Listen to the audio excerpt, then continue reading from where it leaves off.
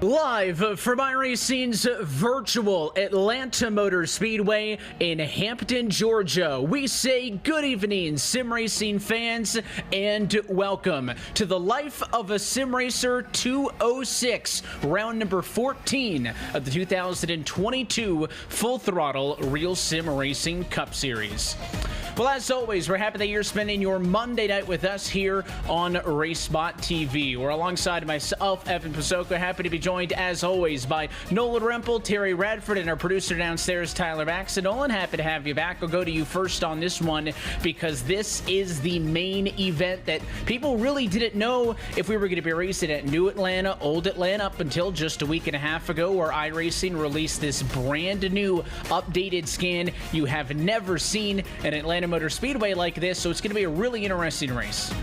A really interesting race indeed. The speeds are going to be a heck of a lot faster. The banking just that little bit higher. The track just a little bit wider, a lot wider. When it gets on down to that start-finish straight, it is going to be one barn burner of a show here tonight. I can't wait to see what kind of excitement we're going to be getting from this brand new Atlanta Motor Speedway. And of course, Terry, in terms of the championship, it's round 14. If we count tonight in it, we're down to less than 8 regular season races left. So we're seeing different winners. Last couple of weeks, though, it's been repeats. Nieto got a second in a row. Just last week at Road America, Matt Danson took his second win of the year. So those points-paying positions into that grid of 16 for the playoffs has not shrunk. That's good news for the drivers in that points battle. But, of course, everybody would love to get a win, and maybe a wild card race tonight could be an opportunity. Well, this is the last theoretical, or one of the last wild card races. Daytona and Watkins Glen's obviously on the schedule, but we pretty much can pencil in who we think is going to win Watkins Glen.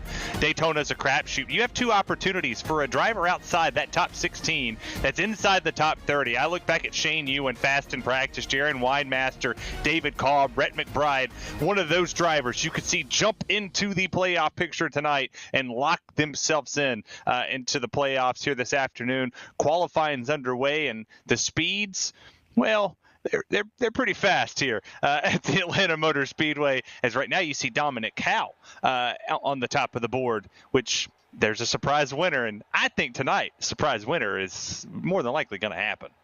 And you can just visually see it if you think of the Atlanta Motor Speedway that we have come to know. This is not that racetrack. The banking bumped up to 28 degrees.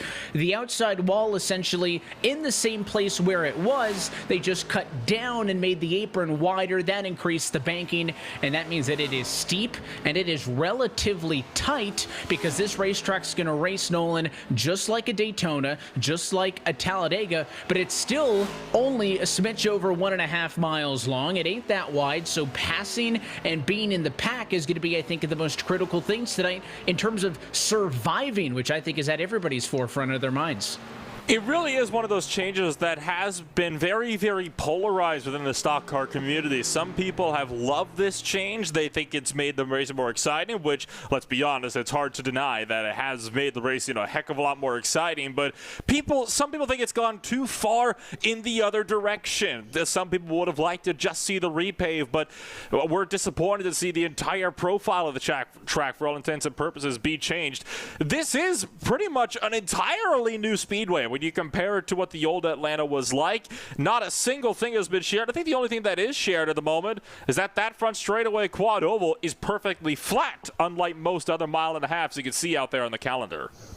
And another thing that we tend to talk about at tracks like this is the apron, right? You can see it's a white line. There's a very wide apron now on the front straightaway at Old Atlanta, at basically every other intermediate racetrack. We talk about drivers going to the apron and try to make moves. However, because this is essentially a super speedway race, we have a super speedway package on the car, no drivers will be allowed to pass below the double white line. Of course, you probably don't need to worry about people trying that in the corner. That's a rough transition from the banking to the apron. Back straightaway maybe, but drivers, I think, Terry, might be tempted to try to cut some of the dog legs in that quad oval on the front straightaway, and that is where you can get yourself in trouble because race control going to be looking very carefully at that all night long.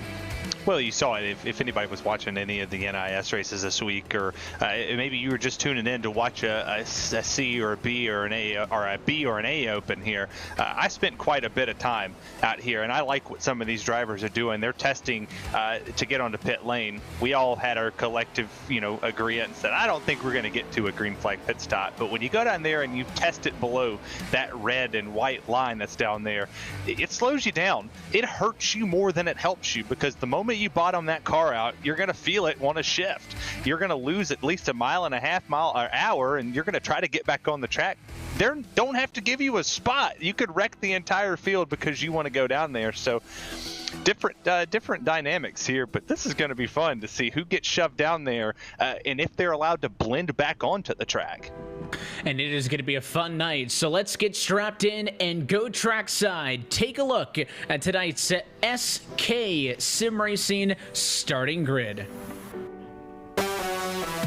Pole position tonight does belong to Dominic Howe. He hangs on for the top spot and will bring us to the green flag alongside the 94 of Agnell Phillip.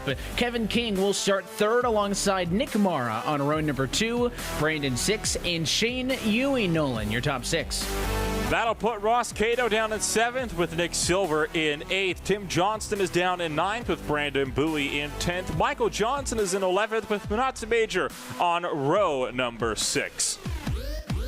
Got Daniel Eberhardt down there in 13th with Jaron Weinmaster. Riley Grant Davis in 15th with Chris Rabel. William Schmidt and Cody Harris rounds out the top 18. About halfway home as we get to 19th spot. The other Mara brothers, Matt Mara starts 19th alongside last week's winner, Matt Danson. Sean Casto, Jeremy Miller through 22nd. Kaliston Justin Prince in his first start through P24. That leaves Thomas George at 25th. David Kolb, Rhett McBride, and Bradley Burke were the last drivers to set qualifying times for the top 28. Andrew Friedosh and Michael Araya are 29th and 30th. Got out here to Connor Horn and Sam Nieto. That's a weird qualifying spot for Nieto with Kyle Kammer, Eric Stanford, Brian Chambliss, and Joseph Theus rounding out the 36 with Harry Grindell and Chris Edwards. Rounds out your 38 car field, Evan. So let's talk the bottom of your starting grid, presented tonight by not only SK Synthetics, but also tonight's title sponsor, Life of a Sim Racer. Happy to have them on board for tonight's Life of a Sim Racer 200. So the track dynamics may changed, but the geometry not so much. Tonight's race, 130 laps in distance around this 1.54 mile speedway, means we will go racing tonight for 200.2 miles of high-speed, full throttle action, and then maybe a little bit more at the end, depending on how this one shakes out. The pace car down and in. We're happy that you're with us at RaceSpotTV. Dominic Howe in control of the field as we say, let's go racing at Atlanta.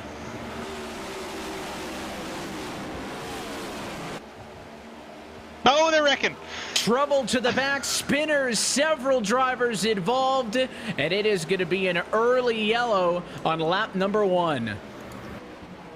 Early caution indeed. That was not at all the way that wanted to kick things off, and I believe that started when a driver might have either spun the tires or potentially missed the shift. There was actually a checkup in the mid-pack. Started with Jaron Weinmaster as he got close to Manatsu Major. It was on from there after Ross Cato stacked up the field.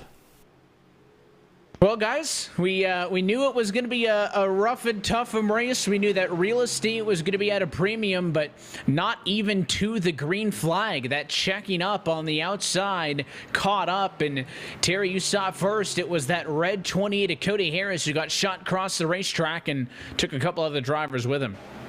Yeah, I mean, you're taking a look here. It's just a massive checkup there in the center, and nothing anybody can do. Everybody's trying to wind through the gears. And these next-gen cars, we talked about it, all season long with the sequential shifter.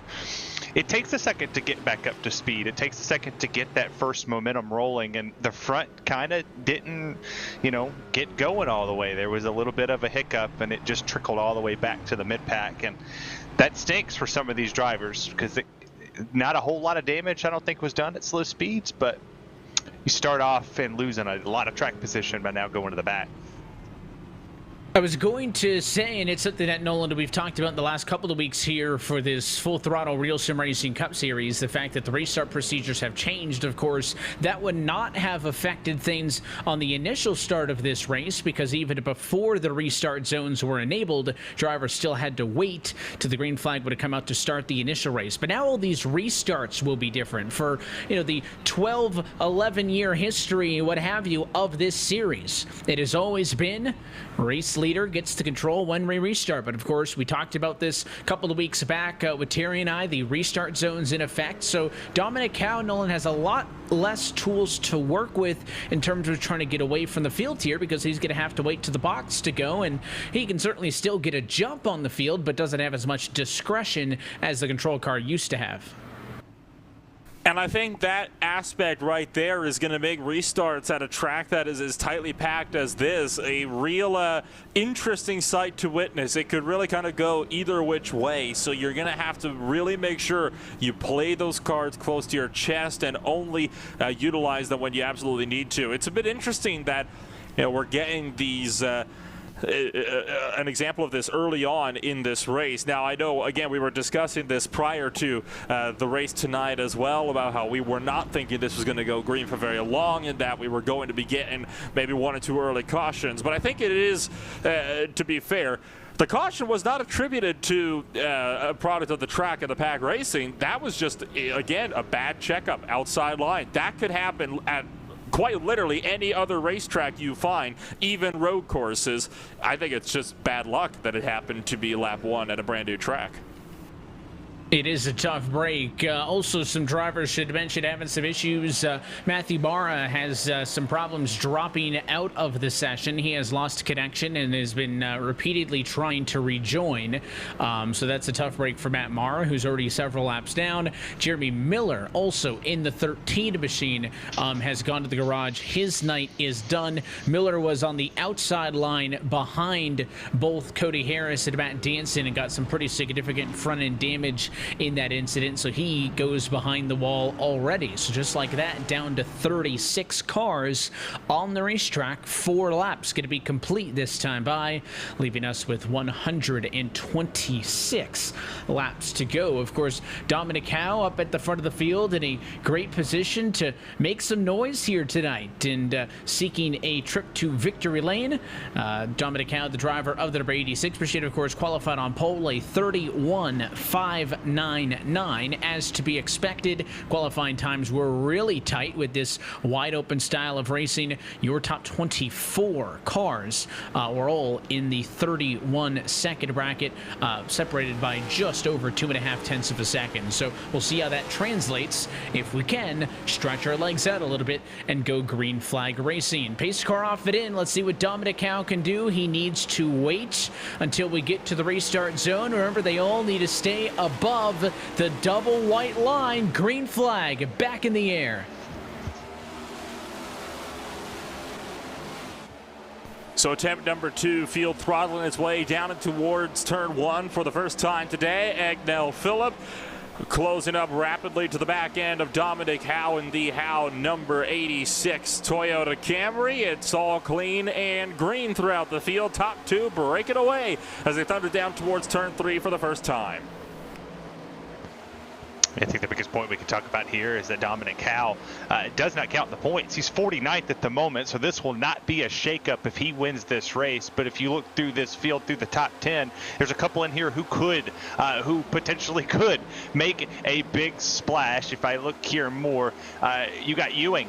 He's right now sitting 28th in the points. If this win would catapult him, he's 262 points away from the lead. And math isn't my strong, but he's only about 100 points out of the top 16, Evan. That could be a big shakeup if we circle that 32. Certainly could be, and he is within striking distance. 4th car in line on the outside, but up at the front of the field, it is the number 94 machine of Agnell Phillip to the race lead. Brandon 6 going to go on the inside in 1 and 2. Now he'll rocket out in front, and just as quickly, the 86 of Dominic Howe tries to follow him through, stalls out a little bit, and I think Dominic Howe wants to drop back and to play it conservative. Terry referenced that he's not in this championship battle. It's only his 3rd start this season on a part-time schedule? Well, doesn't mean he doesn't want to be smart about it. He is dropping to the rear, and that will hand off sole possession of the race lead now to Brandon 6 for the first time. Something tells me there's going to be a lot of lap-led bonus points Nolan dished out tonight.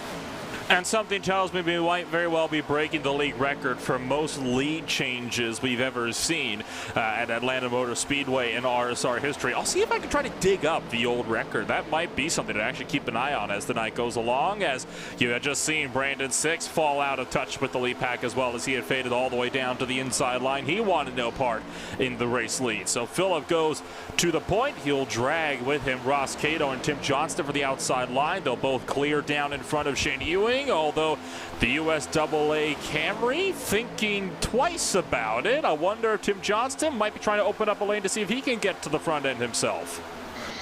Yeah, my biggest thing, the biggest takeaway I saw during practice is the 2-car breakaway actually meant something. I saw a couple people. I saw Brandon 6, Cato, Justin Prince actually, when he hopped in the server, was able to make a quick little run. But a lot of these drivers weren't afraid to be right on the back bumper of somebody, pushing down the straights as hard as possible to see what they can do in the final touches of this race.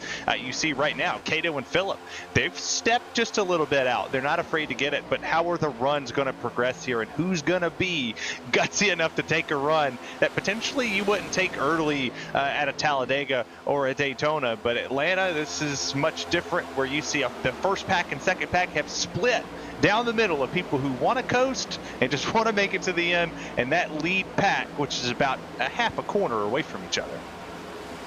Yeah, you can see the separation between the two of them, and you mentioned Eberhardt, the leader of that secondary pack that you can see on the bottom of your screen. Not sure how long that'll last, though, because he's constantly fighting with Chris Rabel's number 29 underneath him, but they have divided up pretty quickly. And you mentioned Justin Prince, of course, the name we're used to being behind the microphone upstairs with us, making his first start. Quite a few drivers making their first starts of the season. A couple of drivers as well recently moved in off the wait list, not necessarily on track tonight, but along with JP, you got Gary Sexton, Brad Fulham, and Spencer Kostowick, some of the other drivers looking to make their first couple of starts on the season. So there's JP playing it relatively safe, I would say, in a good position at the tail end of the lead pack. I feel like that's a pretty good, safe point, because you don't want to go so far back that you lose touch with the leaders. Again, you have to use that Daytona and Talladega mentality, and we'll see how,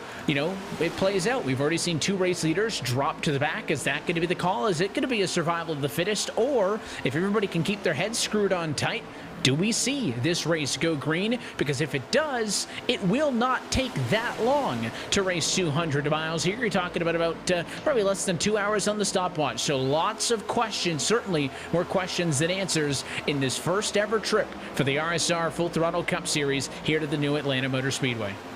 Of course, you do still have to be careful, even if you're hanging around at the tail end of the lead pack, because if there is a crash that you have to check up for, you see that gap back to the second train, there's a very high possibility you could end up getting run over from behind. So you might avoid the wreck up in front, but be a catalyst to a whole new incident as well. So little things to constantly be worried about at a track that is as high paced as this one, as Chris Rabel leads the front of this second train, being shoved by Brandon 6, and it looks like they're trying to work their way back up to rejoin pace with that leading group. Still too wide. Haven't seen a whole lot of drivers making too many gutsy moves yet. No 3 wide, certainly no 4 wide. We saw plenty of drivers trying that and testing the waters with that all throughout the hour-long practice session leading up to tonight's 130-lap races. Right on board with Brandon 6 in the Keeping It Real Esports Chevrolet Camaro, as he currently runs in that second train, and second place in that second train, 18th overall, trying to close up in front while the rest of the train bobbles behind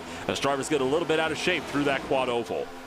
Yeah, you're starting to see handling as you see a 3 wide battle going on right there into turns 3, but handling was a big thing in the Cup Series yesterday. It was an absolute joy to watch cars get loose, not be able to stick the bottom if they had a car to their outside, and that was contributed to the wing. A lot of people, and I made sure to double check to make sure that iRacing was following the same suit as what the next gen cars did. And if you look on board behind somebody, there's actually you can see a little clear strip sitting on top of that rear spoiler there, so that added the spoiler here.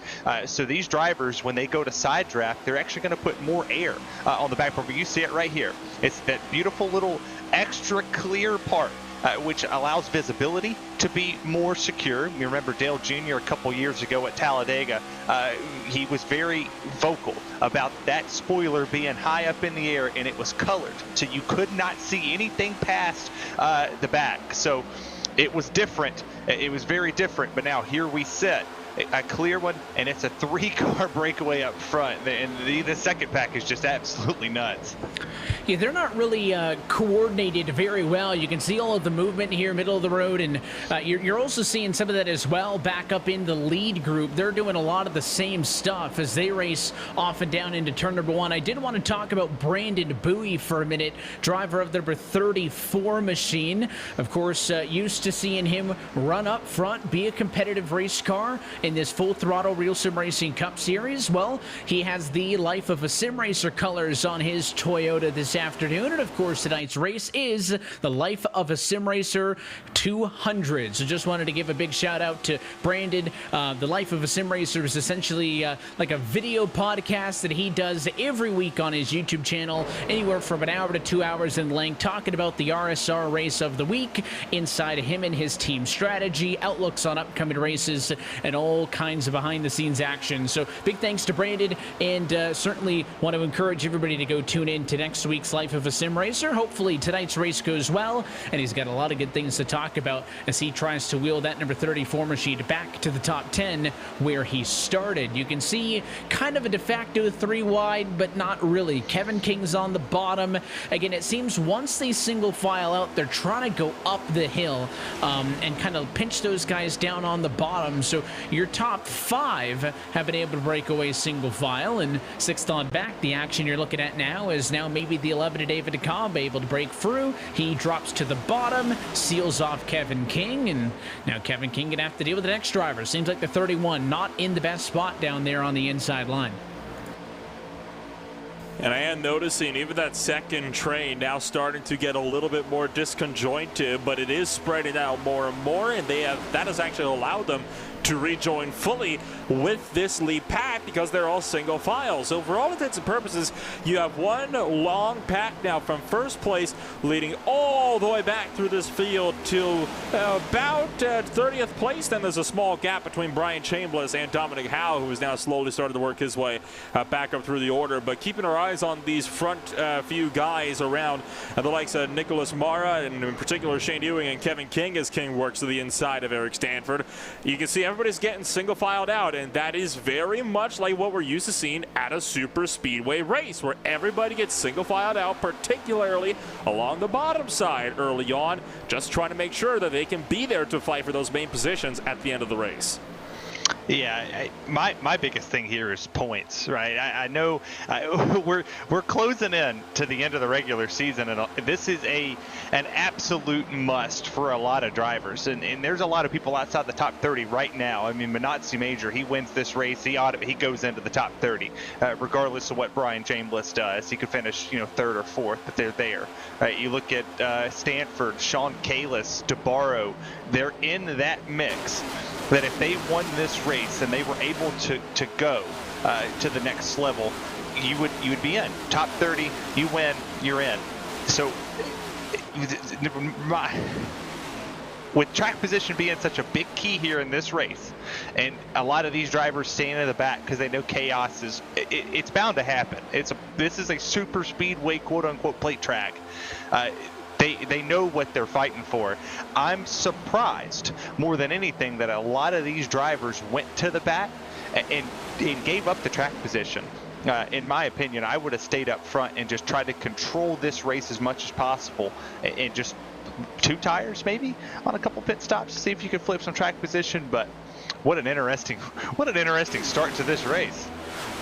Yeah, certainly you can tell that people are afraid of incidents, right? They don't want to be caught up in a wreck. That's why they want to drop to the back. But I would also think, you know, if you take super speedway style racing, put it on an intermediate racetrack, then certainly the real estate to make passes is challenging. And I would be worried also about being able to then pass all those cars back that they gave up the spots to. But I guess these drivers more so worried about lasting the race than they are making up the spots. I guess they figure, listen, I need to survive to about lap 110. 110 was the number thrown around a lot during some of the pre-race chatter between the drivers in the league Discord, talking through strategy. They feel like if they can get to those last 20, then really they'll deal with it from there. We all know how these super speedway races, if we're just going to call it Atlanta Motor Speedway, let's change it to Atlanta Super Speedway while we're here. We all know how it's going to get in those final 20, but clearly the big takeaway I get from what drivers are doing is that they're more worried about the possibility of incidents than they are making the passes, and we'll see if that bites them when we get later on in this race.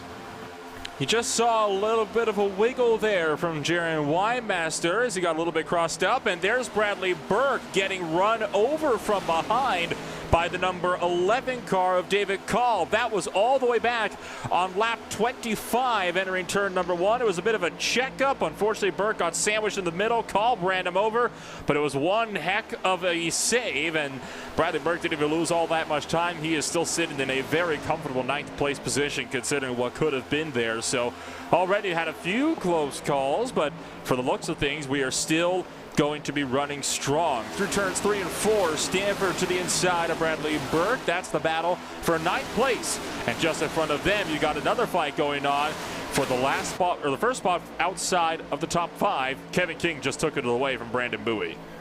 Yeah, and he peeked it to the outside, which was super interesting. As you see, Bowie's going to jump back down to the bottom and try to get the 2-for-1 special. But this is where the draft comes into play. You see everybody jumps back to the outside. Nobody worked down there on the bottom with him, so he's going to try it again. He's going to sail it down deep in there, take the lowest circumference around as the caution flag comes out, and he actually got the spot, P5 to Bowie. There's some trouble on the back straightaway. A couple of drivers up against the inside wall. Jaron Weinmaster's 48 is one of them. So at the end of lap number 30, we will slow things down for a second time tonight. And let's see. There's Weinmaster on the bottom. And, oh, he got a little bit out of shape on his own. And the 5 might have helped him out a bit. But that looked like it all started from Jaron just getting twitchy on his own down there in 1 and 2. I'm going to be honest, I don't think anybody actually hit him. I just took a look at it with Joseph Tice, and yeah, they never hit each other. That was a solo car incident, and what a way for that to be a solo car incident. Once again, could have been a lot worse than it was. Harry Grindell also had to really jump on the binders when he saw all of that getting up in front of him, and there he saw with Tice. Yeah, no contact whatsoever, as there's Grindell just squeaking by on that outside lane as well. So another close call for a lot of drivers, but hey, considering again new damage model also in effect with this latest build, I'm sure Weinmaster is very happy that that wasn't worse than it could have ended up being. Well, there's a car spinning right there that tried to get on pit lane and ended up, I believe, missing it. Yeah, it's Casto there. Big key, circle it, lap 30. You started to see some handling come into play. You know, you're going down into 1. These cars, the tires they're gonna wear. You're gonna have that issue where the right rear is gonna get you a little bit free. It's gonna kick itself out. It's gonna make it a little bit more miserable to drive off exit and on entry. You're gonna have a little bit of a wash up, little check up. Can't really hold the bottom. So lap 30, I think we figured out where our spot would be at for these drivers. So you take a look here at this replay where. Yeah, Castro was just coming in hot. Just coming in hot, man. Boy, it's lucky there was nobody else coming through behind because he spun right up into the middle of the road. So obviously that's going to cost him some significant time because he'll have to circle back, I would think. Circle back and then come back down to the pit lane. However, he has passed up, let's see, does he pass up the entrance to pit road? He's second on the track right now. He is the only driver having not registered a pit stop so far in this race. And Connor Horn's going to give up the race lead, but he's going to stay out. So Casto very clearly intended on pitting And now he's going to be the only car out there on those 30-lap-old tires and in the lead. That's it's going to be something. He has put forward the request to the race directors for an end of the longest line penalty, which I find interesting because obviously wasn't the cause of the caution. That was Jaron Weinmeister, who was just given his EOL penalty. I don't think EOLs are just handed out willy-nilly, though, just to anybody that asks for them, especially if it's a mistake like, say, spinning yourself out of pit road. That could easily be rectified by just going back down pit road. Well, this is going to make it interesting, like we just talked about, lap 30, right? That's lap 30 is when we started to see some fall off. The speeds itself really aren't falling off. The times really aren't falling off. I've really only seen about 0.6 of a second drop.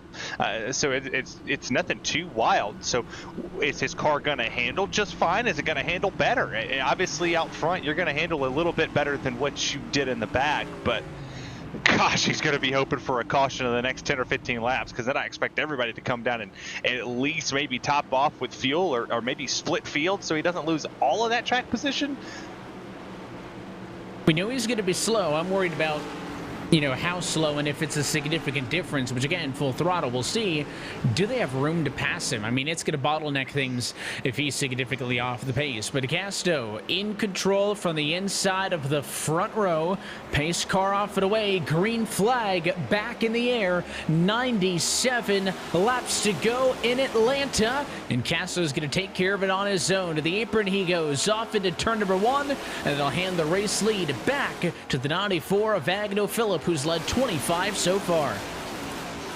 Still double file all throughout the field, looking for 3 almost with Daniel Eberhard deeper in the field. He thought about going up the inside or through the middle between Bradley Burke and Manasseh Major, decided against it. Phillip has now cleared with the race lead. Tim Johnson leads the outside lane. Kevin King looks at the inside line. He'll abandon Agno Phillip at the A51 Pro Chevy, and that will put one of the team machines up on point. My goodness, what a run. He went from the outside to the bottom, and then he tried to go back to the outside. He was really playing the old 2005, 2006 Daytona Talladega package there, and did a fantastic job. If you circle back to a lot of these teams that are here, as you have David Cobb going side by side, Agno Phillip is all over the back bumper here of that 31. But if you look at all of these drivers who are sitting here, this is your normal crew. But this is scheduled to change, in my opinion, because these drivers, as you talked about, Evan, with about 20 to go, are really going to get very antsy. A lot of these drivers who were backing off, Grindel was fastest in practice. He only ran about 30 laps, and he was fast. He's sitting back in 17th right now, just kind of minding his own business, doing what he's doing. But we're going to see a lot of these drivers flip to the back at some point in time, and they're getting a lot of draft practice here, but they're going to have to know how to drive through traffic. And right now, David Cobb up 23, and he's the one that knows how to do it.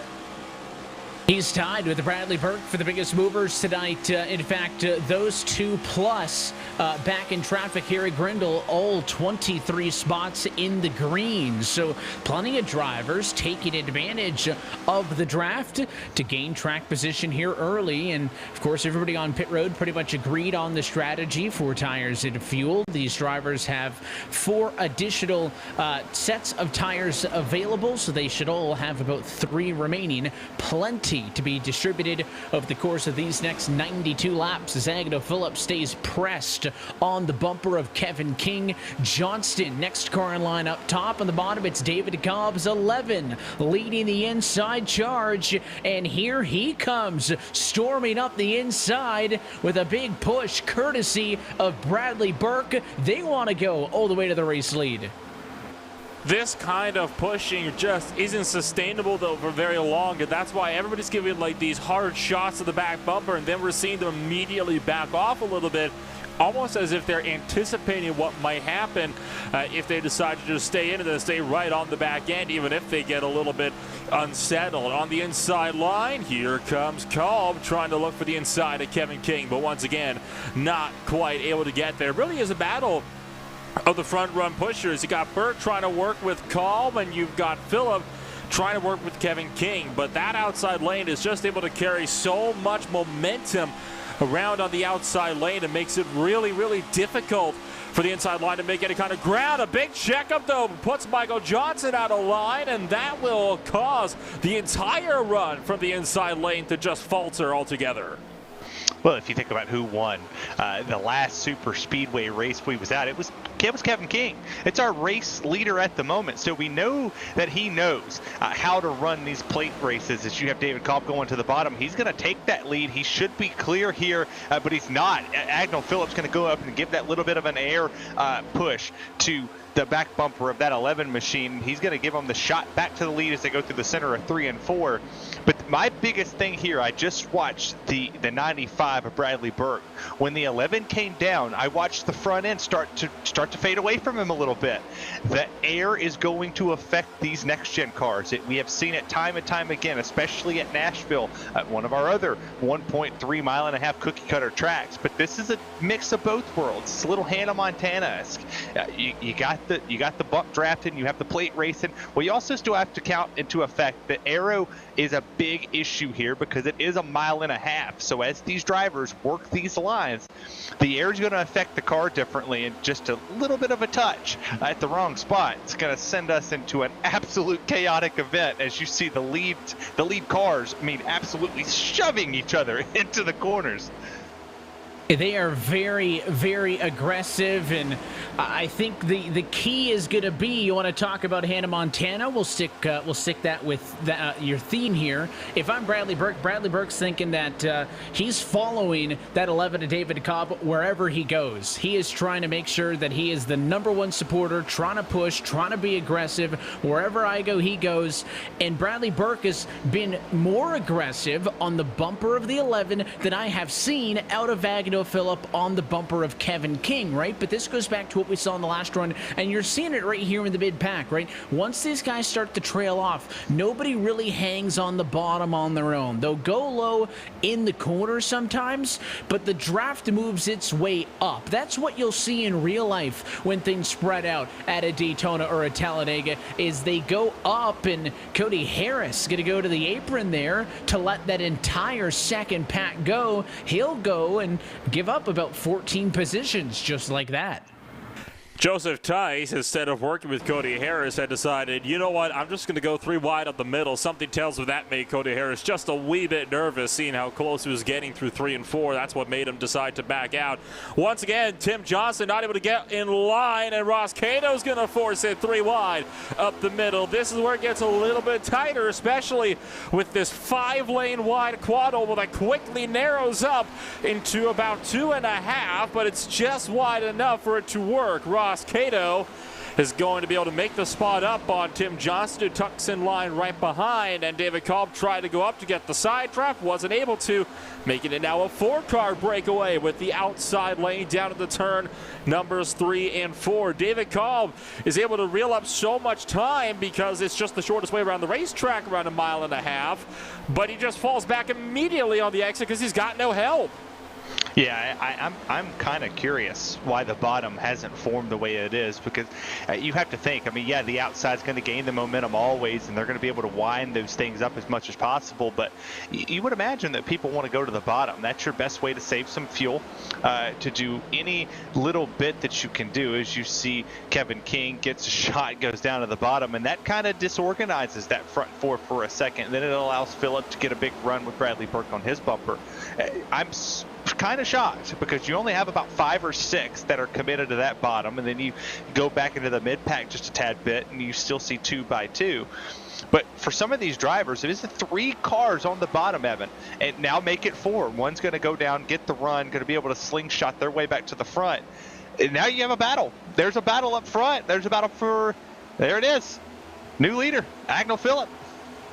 The Bernani 4-car back to the race lead. Agnell Phillip has led more laps than anybody else tonight. He, King, Howe, Casto, and 6 have all had times at the top of that K-List Synthetics leaderboard. And now the Bernani 4 is back out in front. What can he do with it? He had to use the outside to get up there, and Kevin King going to go right back underneath. Does the exact same move, pulls up in front. front on the exit of 4, and just as quickly as he got it back, it slips away, and now Kevin King to the top. Phillip back to the inside, 3 wide in a battle for 13th behind them. It's Silver sandwiched between, it's Dancing on the inside, a Major on the outside, and it is slowing that whole group down as they race to turn 3.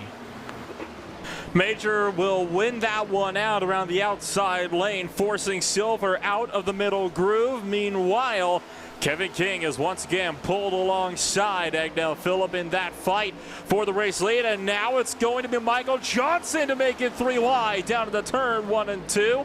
This is where it all starts to get a little bit more hairy. Nobody's willing to work together anymore, and that is not going to last very long, because already with just those first 2 corners, look at the gap that Ross Cato put up over Bradley Burke. He backed off a bit, got out of double file, and that will allow the outside lane to once again be pulled right back into the fray. Agnell Phillip has been abandoned. He's going to fall out of the podium positions here. Yeah, my thing is who's going to be the most aggressive. Right now you see the 90 of Eberhardt. He's showing that he's going to be as aggressive as possible. You got to think he's outside the playoffs well deep in the 30s. Not an opportunity to jump himself into the playoffs here without a string of good runs. But then you got David Kopp, who's going for the lead.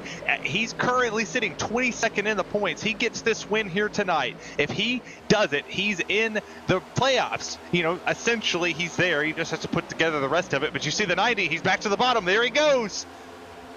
Back to the inside, and now going for the race lead is Daniel Eberhardt with the assist to the 86 car, one-time your pole sitter of Dominic Howe. They'll now go to first and to second, but it all falls apart behind into the outside wall, but not around is Bradley Burke. Agnell Phillip gets a piece of damage also, but it looks like they will hang on. Burke is destroyed. His right front suspension is completely shattered. He's going to have to limp that thing down into pit road. He will not be finishing this race from the looks of it, but that has completely destroyed your top group there. And now it's all a bunch of disconjointed groupings together. I thought when you saw them make contact for about 8th place that it was all going to fall apart. My goodness, though, that could have been so much worse. Once again, huge props to the field for being heads up and aware of what was going on and able to get around that. You look at the replay from the bottom side. There was Burke with a hard shot to the outside wall. He collects it again. Those 2 hits knocked the right front wheel out, probably just broke the toe link, and that is what sent him down to pit road. And you have a group of 8, a group of 4, a group of 2. And it's just going to say single file. In my opinion, if you sit here and you stay single file, you don't really race it, this is the group that pulls away. You're not going to get a whole bunch of a draft back there if you're the 56 of Johnson or 39 of Johnson. If you're any of these drivers here, now you're going to get it because you had a 2x2 battle in front of you. So we now make this back to a battle of 15 cars. That's going to battle for this lead as Eberhardt jumps to the bottom. He wants no part of this. This is just right out here. Don't want to be the lead car. This is your time to save fuel. You can sit here and potentially stretch this out a little further and hope that the yellow flag comes out to reset it and make you good on it. So this is going to be fun. I was expecting a bigger wreck there when I saw Burke go hard into the wall. And an update, you talk about Eberhardt dropping to the back. That was not voluntary. Daniel Eberhardt was told to yield the top 3 positions for advancing below the double yellow line. He was penalized for making a pass below the double yellow.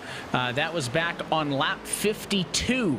So he had to yield the positions gained, and as soon as he went down to the bottom, you can't really just yield back to 4th because everybody else was in a line. So instead of dropping to 4th, in the end, Eberhardt drops all the way to 13th position because he passed below the double yellow. And it wasn't even like one of those full cut and dry passes like it is at super speedways where somebody just dips way below in the middle of the back straightaway in the tri-oval. It's one of those dog legs, and we knew somebody was going to get caught out there sooner or later tonight. Daniel Eberhardt just happens to be the first driver to get caught up in that one. You saw Matt Danson briefly go 3 wide for the race lead. That might have been in advanced position, though. I don't think it was. I think it came up before the pass was completed, making it a good pass. There was a little bit of contact, though. That makes him now side by side for the race lead with Kevin King. I imagine, though, Dominic Howe has something to say about that, and in fact he does, as he's going to go to the outside line, while Harry Grindell, your 37th place starter, moves down to the inside lane to try to chase after him.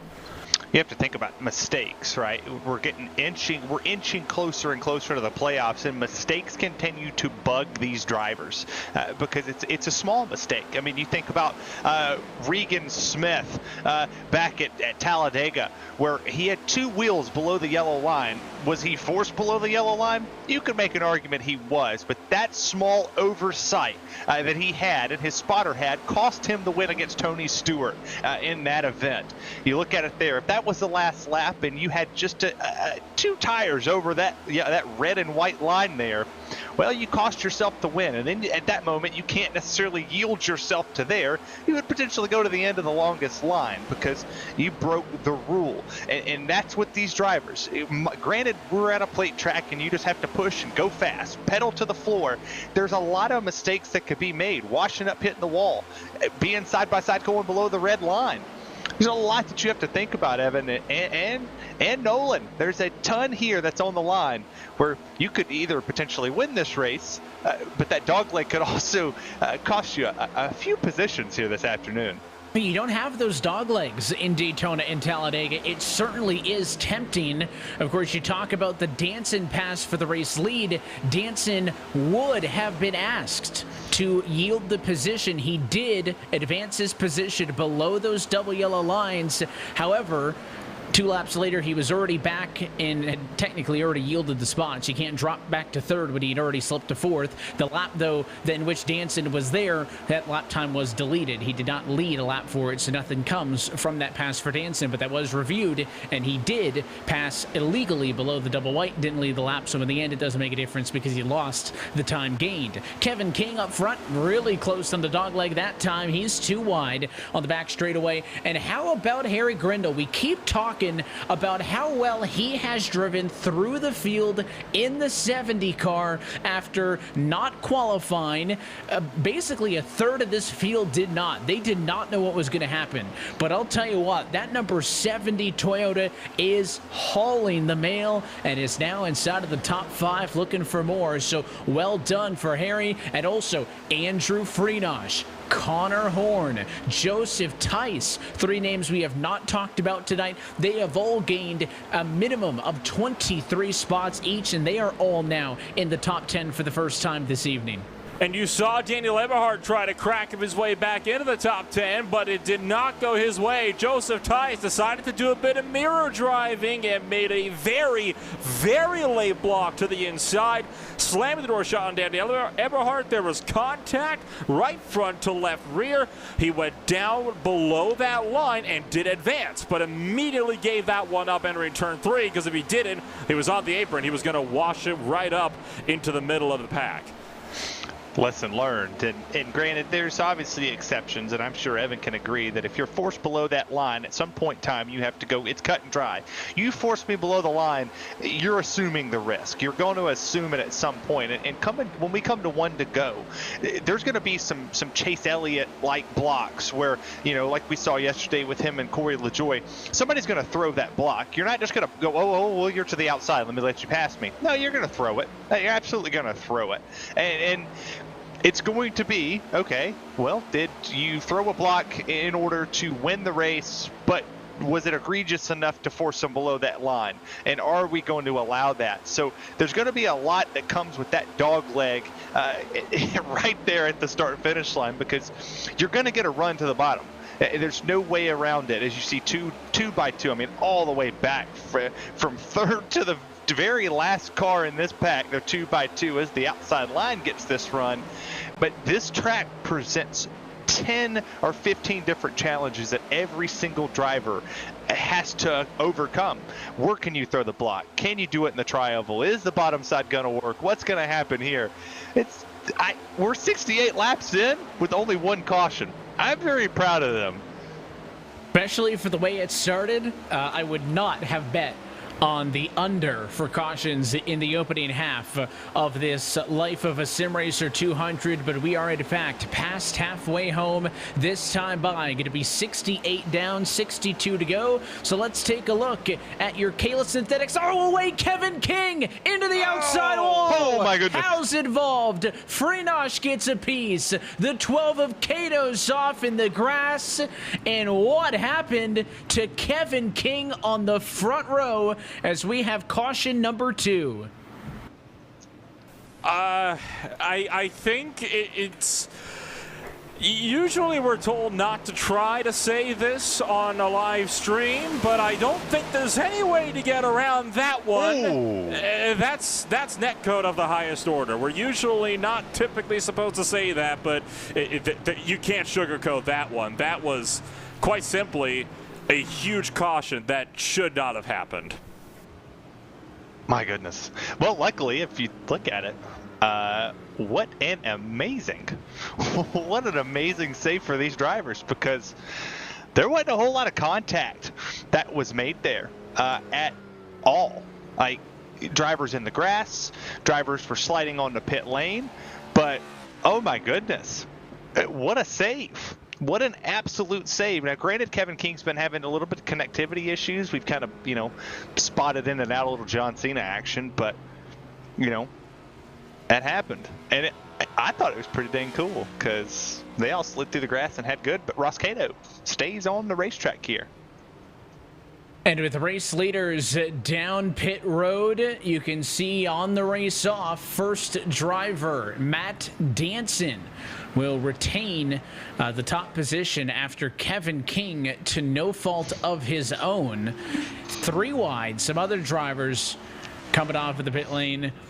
But what a tough break for Kevin King, who was, you mentioned, the defending super speedway race winner up front, and unfortunately major connection issue there takes him out of it, and we'll see what the damage is like. But again, this newer damage model is more consequential damage on the cars than what we've seen in the past. So we were going to do it until Kevin King fell from the sky. But now let's take a look at your Kaylist Synthetics midway race break. As we speak, Ross Cato is going to be the only driver to stay out. He is your race leader, ahead of Matt Danson in second. Harry Grindle's in third, with David Cobb in fourth position, and Michael Johnson rounding out your top 5. Shane Ewing up to the number 6 spot, back where he started. Kyle Kamer at a race high P8. Nick Silvers in 8th. Dominic Howe 9th. And Daniel Eberhardt, who led 3 laps earlier, is in P10. Nolan? There is some slight confusion over, or there was some slight confusion over part of the running order, but at the moment it is Bowie in 11th, Nieto in 12th, Chambliss 13th, Tice was 14th, Rabel was 15th with Lariah in 16th, Johnston was 17th, Major was 18th, Brandon 6th, Thomas George rounded out the top half of the field. You got Grant Davis back here in 21st, Sean Kalis, Justin Prince, Cody Harris, Nicholas Mara, William Schmidt, Sean Cato, Agnell Phillip, Eric Stanford, Connor Horn, and Jaron Winemaster rounds out your top 30. Kevin King, Rhett McBride still on the lead lap, but Andrew Freenosh, Chris Edwards, Bradley Burke, Jeremy Miller, Matt Mara behind the wall. It's a look at your Kaylist Synthetics midway race break. Kaylist Synthetics is an independent dealer of AMSOIL lubricants serving the United States and Canada, providing custom engine lubrication solutions to all types of customers, from private individuals to race teams, hauling fleets, and everything in between. They have the products and expertise to help save you time and money. Dealer number 300-718-15. Pace car off it in. Danson assumes the top position. Ross Cato drops back in the running order. So the 38 going to come out of the Geico restart zone. We are back underway. And now let's see what happens in the final 59. It's Quite suitable, that yellow flag coming out right around halfway. Makes it very easy to do a midway race break and a run through the field when everybody's just under caution, pacing it. The positions are constantly swapping back and forth like they are for the lead right now, with Harry Grindell just getting around the outside of Matt Danson, courtesy of David Kolb, giving him the shove in his Subaru number 11 Toyota Camry. Michael Johnson wants to have a look for it as well on the outside line, while Matt Danson looks to try to retake his lead from the inside. We think Harry Grindell in the points right now, sitting 43rd. He's up 2 positions from the last race at Road America, but this is no change to the points. It's not going to hurt Matt Danton. It's not going to hurt Kolb or Johnson. Kolb, I would say, one of the must-win positions coming down here towards the end, and 22nd in points. He's about 100 back to get himself into the playoffs, so this win would be helpful as Kolb goes to the lead on the bottom. It's side by side with Danson taking a peek, and he can't pass below that line, so he tucks back into second on the bottom. Certainly these drivers can anticipate someone's going to look on the dog leg. All you got to do is leave about a half a car length of room there, just not enough for somebody to be able to go there. And you saw Danson thought about it, stuck the tires under, then realized he was too low, stayed in line, unable to make the pass. And because of that, Harry Grindell now leading the last 3. The 70 car has completed the trip from 37th on the grid up to the race lead at Atlanta. It's Grindell, Kolb, you got Danson, the 32 machine, I should say the 86 machine first of Dominic Howe, then the 34 machine of Brandon Bowie also in line on the bottom, but the bottom lane trying to hang in there. Grindell looks high, that's not gonna work. Kolb on the bottom, Johnson up high, and there is no help for the 70. Grindell being caught in the proverbial sucker hole at the moment, being muscled back, but as the hit turns 1 and 2, it's all over the place where the run is going to be. Danny Leverhart jumps from the low line all the way up to the outside line to get in line with Kyle Kamer. They're still 3 wide. The 32 car's in the outside wall. Now Benazzi Major's in the wall, and he's going around. The yellow flag down again, sliding down, and Jared Wymester gets clotheslined. Also involved is Nicholas Mara. Goodness, that happened quick. That was about the quickest thing I've seen. I mean, you see the 32 in the wall, and then Benazzi Major out of nowhere gets, dropped on, and then Winemaster getting clobbered just to slide up. He got a little bit from Nick Silver there, and you see the 32 just getting in the wall, and then that Sprite machine just, well, that's not a refreshing thing of Sprite. I'm sure that battery machine did not want to see Sprite all over it. He's going to taste the tartness in that one after he ends up in the fence. And how did that end up taking out more cars than Kevin King basically losing a tire on the exit of 4? It was just those 2, but you saw it there. Once Benazzi came off the wall is when he took out Jaron Winemaster, who had a pretty good night up until that point, and the 22 of Nicholas Mara also got a little bit of damage, and tough break to bring some of the drivers from the rear down pit road, but it is caution flag number 4 of the afternoon, and Shane Ewing has claimed responsibility for that one, so he will take the end of the longest line of penalty when we come to the next restart. So, Terry, were you the one that said at halfway you were surprised that we'd only had 1 yellow? Yeah, I'll take that blame. The thing is I don't know how many of the B or the A opens anybody ran or the fixed, but this has just been an absolute crapshoot all week. I have tanked iRating. I was at 2,200. I'm down to 16. My license is, I had a 4.0 A license. I have a 1.1, Evan. We're in serious jeopardy into the New Hampshire week. I just want to make sure you're owning it if you're saying, we're doing all right on cautions and I'll take they're coming back in. Here's the onboard with Nicholas Mara. Major's going to start to rotate out of the way. Does he get him?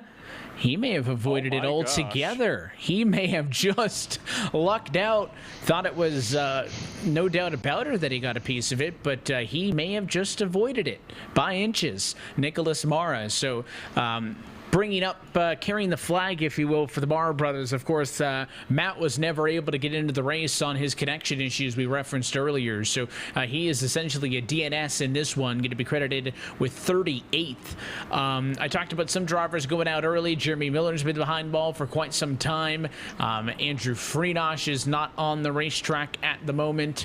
Benazzi Major also, and Jaron Weinmaster seemingly out of the race now as Freenosh returns to the racetrack 9 laps down. So handful of drivers being taken out by attrition, but again, not as bad as it could be. Still got a lot of time, though, to tear up some race cars. There are 51 laps left in this race coming around this time through, and we will just see how they're able to get through it. Do they settle down? Do we see that first and second pack divide things up like it was early in the race? Or have we kind of crossed that proverbial threshold where, you know, guys aren't really going to be dropping it back anymore? They're going to be up and on the wheel. I mean, you got some new names up here. Michael Araya, who started 30th, is up there. There are only 2 drivers right now in the top 10 who started in the top 10. There's 4 drivers in the top 10 that started outside of the top 30.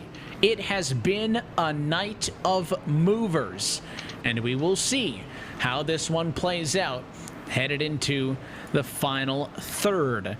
Pace car is going to be in this time. Michael Johnson's first opportunity to be the control car from the inside line. Pace car clears. He's got to hold them at pace speed of 50 miles an hour. Now he can fire off when he wants. He will go late, and we're back underway.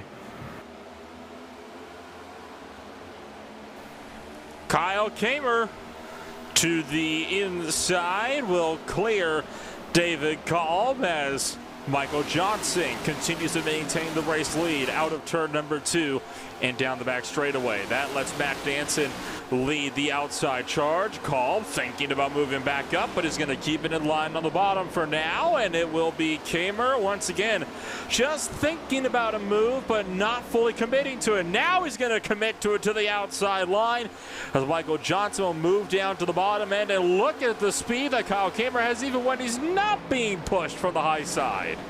What a shot. I mean, he came out like a rocket there. He was all over the back bumper of that 38 machine, or 39 machine, sorry, and he jumps out to the outside lane, and he gets a massive shot from the 11, who has been, I would say, has been the best pusher. Everybody he's behind is taking the lead, or he's taking the lead. So very good pace out of that 11 here. But you see 2x2 back here with Nieto. You got the 24 of Davis, Bowie, Silver. A lot of these drivers we haven't necessarily talked about a whole lot. That's starting to work their way up to the front. That 34 machine's been fast. Sam Nieto started well back in the back. He's up 22 positions here, and if you think about this now, up 25 for a race leader, 31 for second, 17, 18 now for second, 22, 18, 23. A lot of these drivers using this Atlanta style package, or sticker plate package at Atlanta to their advantage here, and just climbing this leaderboard. Yeah, more drivers in the top 10 that started in the 30s than in the top 10. I mean, it has been a night of those drivers who can move around to get through it. I wonder if it says something as well that, again, a lot of the guys started at the back not because they were slow, because they were a little bit timid about what would happen early. Now that all of those people who clearly wanted to play it safe, you see the positions gained to drop there on your Kayla Synthetics leaderboard. Now that they have arrived, does that mean that it is officially on? If those people who wanted to be conservative or up in the battle, I think they realize it's go time. I know a lot of drivers, we reference it as well, we're thinking about, hey, when we get to the final 20, it's going to get crazy. And I think there are still levels to go up from here as Danson Belt gets his rear bumper sheared off by a bump draft there, courtesy of Dominic Cow behind him. But I feel like now that the big guns are up here, Kamer's here, Eberhardt's here, they're all in it. I think it means it's go time, and no one's going to be, giving away positions and yielding like they were earlier. I think it is on in the battle for the race win here from Atlanta. Couple of cars getting real close to the inside lane. Among them, Daniel Eberhardt trying to side draft. Risky business. Eberhardt to the inside, trying to make it 3. No room as Kyle Kamer slams the door shut. David Cobb gets abandoned. Matt Danson checked up the inside lane as soon as Daniel Eberhardt swept across his nose. Kyle Kamer took the lead that lap by, but will quickly make room for Eberhard, who sweeps through. And the Battle Beavers for Mustang is going to be back to the point after he had such a miserable start to tonight's race. But now looking to end it all off on a high as we're in the second half of the race, and Eberhard leading the way. But the question is, for how long? Yeah, somebody's going to get hung out like a on a clothesline, like a sheet, man. You see all these drivers here. You got Danson to the bottom. You got Kamer to the outside, Cobb, and you got Everhart trying to work both lanes. He's trying to be the Michael Waltrip here. You know, control both lanes, dictate where you can go, understand who's going to get that run off the corner. We know the 8's fast. We know that the 11's fast, but can he make it stick? And right there, he couldn't get to the outside because Kamer was on his quarter panel. So can he get himself clear enough to go back up there and contend with that spot, or maybe get a shot out there? As we got a little bit of a disconnection issue here, but the lead stays the same. Eberhardt's going to hold it, but by how long can he hold on to this thing? That is the question. Nobody has really been able to get a firm grasp on the race lead, aside from what we saw earlier in this race at Vagado Phillip. He led the better part of his 27 laps led in pretty quick concession. You also saw Kevin King rack up 25, but nobody else has been able to sit there, establish position, and ride. And Daniel Eberhard get to see the undercut 3 wide. Danson went low on him at the last moment. And now Eberhard stuck 3 wide. That's a little tight, but he's able to shake off Johnson by drafting on Hal. Now Hal jumps back up to the outside, but I mean, it is getting a lot more aggressive than it was early, and you get to hold your breath each time through, because everyone is looking for a way by, a cheeky way around the next car down the line. On board, off it into turns 1 and 2 here with the 24 at Grant Davis.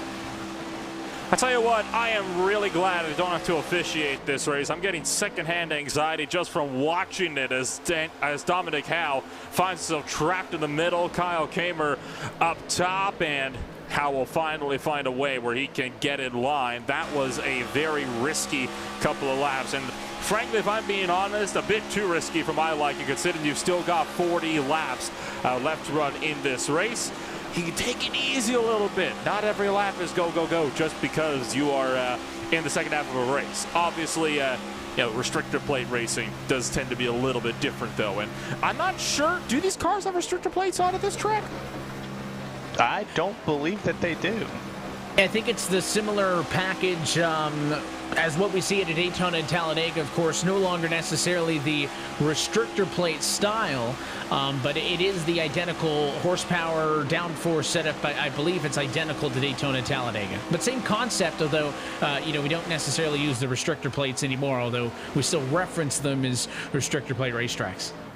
I do enjoy a good restrictor plate race back in the day. You go watch them on YouTube. Tapered Spacer, sorry. I could not think. Spacers. I couldn't think of the name, and I had to say it because I was going to forget. It's Tapered Spacer. I like it. Tapered Spacers. No, you're absolutely right. And a lot of people who don't know what the Tapered Spacers are, you know, they come in, they cut off how much intake fuel can be made with air and fuel mixtures, and it allows the horsepower to be changed. You just see a 3-wide battle for the lead. Kamer just got moved over like yesterday's leftovers and to the middle. He's there in the middle. Can he force his way into a hole like Eberhard was able to do on the bottom? He's not going to be able to. He's still stuck there, and now he gets in front of Matthias there. And into the outside wall a little bit further on down the road. I think that might have been an issue for the Sim Speed Shop entry. It is dropping like a rock back there and losing tons of positions. So there's quite a few drivers getting into the wall. Again, it's getting argy-bargy, as some would say, getting physical. It was Lariah who had the scare and contact with the fence. And I mean, you're right, every time they come through one of these dog legs, one of the kinks on this quad oval front straightaway, you're looking, are they above the line? There's people blocking, they're mirror driving. Everybody is very anxious of the drivers around them, very distrusting as well, right? One thing that we always see in a tapered spacer race at a Daytona or a Talladega, we see a lot of people teaming up, right? You get a team together, right? There's some teams here that got 8-9 cars affiliated. They get together, they bump draft, they push. This racetrack's a little bit too tight and a little bit too fast-paced to do that. We're not seeing that here like we do at those larger super speedways.